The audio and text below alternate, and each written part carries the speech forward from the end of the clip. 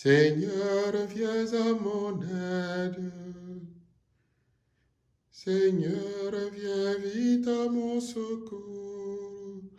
Gloire au Père, gloire au Fils et gloire à l'Esprit.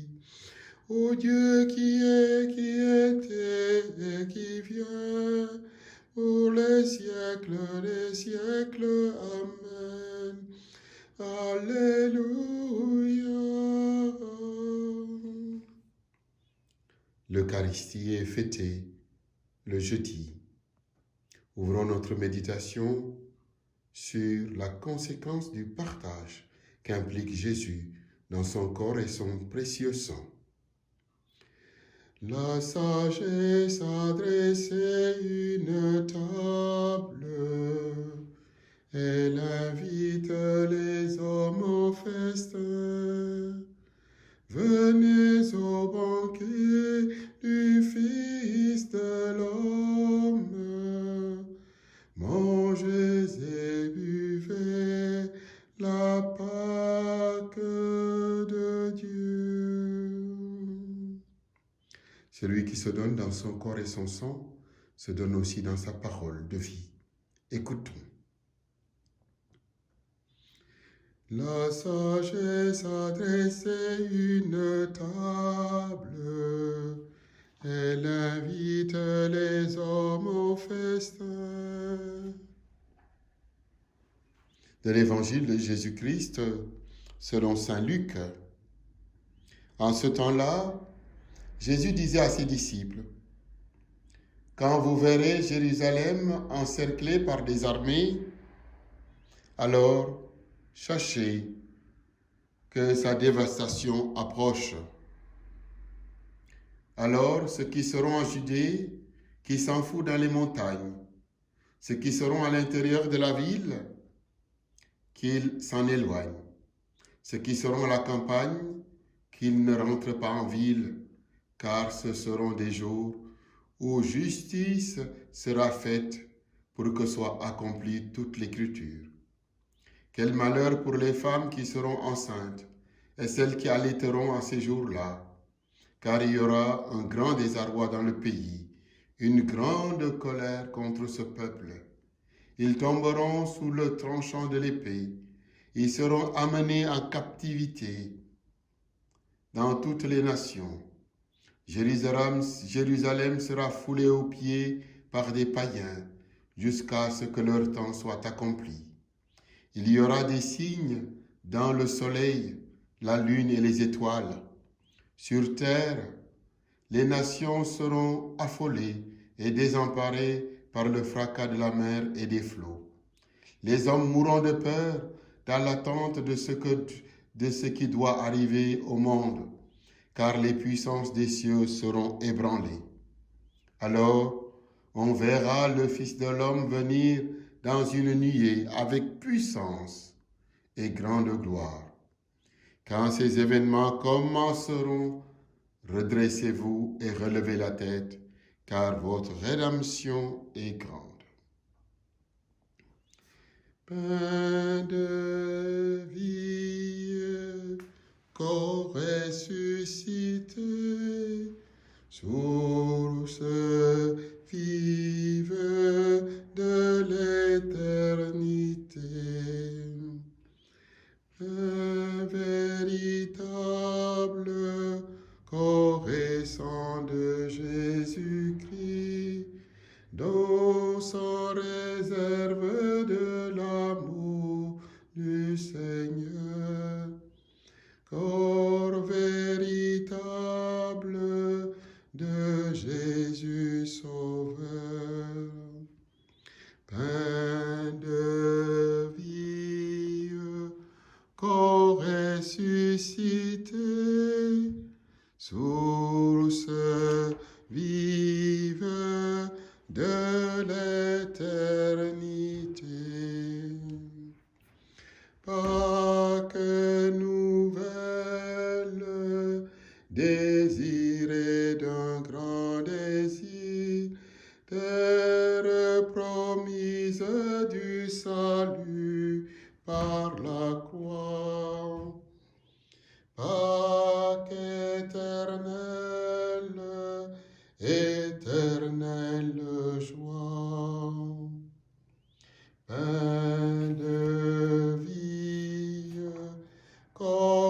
ressuscité, source vive de l'éternité. Décidément, Saint Luc continue dans son chapitre 21 à nous dévoiler la pensée de Jésus quant à la fin du monde, marquant au passage l'histoire des hommes. 3 temps se dégagent de la chronologie eschatologique chez Luc. En tout premier lieu, la chute de Jérusalem, avec son chapelet de catastrophes, massacres, dispersion, captivité, détresse, angoisse, frayeur. En fin de cycle, la gloire du Fils de l'homme qui revient dans la coloration féerique de sa prise de pouvoir sur le monde, entraîné ainsi dans sa destinée. Entre les deux événements, le temps de la mission qui verra les nations s'acheminer vers Jésus-Christ. Sa durée est imprécise car la patience de Dieu est infinie. Nous noterons que l'auteur insiste sur une invitation insistante de Jésus. À la limite, un commandement si affectueusement fraternel. Redressez-vous, relevez la tête. Et cela à l'approche de la délivrance. Ainsi, de la victoire pascale à celle qui s'annonce à la fin de tout, Jésus est en mesure de donner des consignes d'espérance, réconfort, amour réaffirmé, appel à la vigilance, accueil de la promesse de la gloire. Notre époque, frères et sœurs, nous fait traverser de tout cela pour nous dire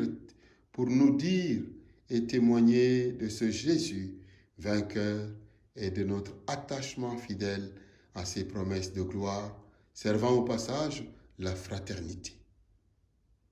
Laquelle fraternité nous fait crier, animés de l'Esprit Saint et fiers de nous redresser vers le même Abba Père.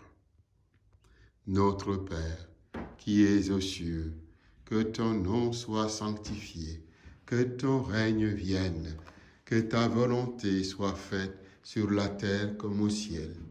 Donne-nous aujourd'hui notre pain de ce jour. Pardonne-nous nos offenses, comme nous pardonnons aussi à ceux qui nous ont offensés. Et ne nous laisse pas entrer en tentation, mais délivre-nous du mal. Car c'est à toi qu'appartiennent le règne, la puissance et la gloire, pour les siècles des siècles. Amen. Écoutons maintenant un texte du bienheureux Columba Marmillon, au XIXe siècle, abbé. Que ton règne vienne. Le Verbe est roi, roi du ciel et de la terre. Le Verbe vit et règne en Dieu. Le Christ ne vit que là où il règne. Il est essentiellement roi. Il vit en nous dans le degré où il domine tout en nous. Et il règne sur nos facultés, où il commande à notre activité. Quand en nous tout devient de lui, c'est-à-dire quand nous ne pensons plus que comme lui, quand nous ne voulons plus que ce qu'il veut, quand nous n'agissons que selon son bon plaisir, nous nous soumettons tout nous-mêmes à ses pieds. Alors il règne en nous. Tout ce qui est propre, personnel en nous, disparaît pour faire place aux pensées, au vouloir du Verbe divin. Il faut que cette domination du Christ en nous soit complète. 100 fois le jour, nous le demandons, que ton règne vienne. Oh, qu'il advienne, Seigneur, ce jour où nous régnerons entièrement en moi, où vous régnerez entièrement en moi, où aucun mobile propre ne gênera votre pouvoir en moi, où je serai comme vous, entièrement livré au Père, où aucune inspiration propre ne contristera en moi l'action de votre esprit. Ce jour-là, nous aurons déposé autant qu'il est en nous. Nous aurons abaissé de notre mieux notre personnalité propre devant le règne du Christ. Il sera vraiment pour nous tout en toutes choses. Moralement, nous n'aurons plus rien de propre. Tout lui appartiendra. Tout lui sera soumis. Tout lui sera donné. Notre Père, qui es aux cieux, que ton règne vienne. Que ta volonté soit faite sur la terre comme au ciel. Gloria Patri et Filio et Spiritui Sancto, sic ut erat in concipio et nunc et semper, et in saecula saeculorum.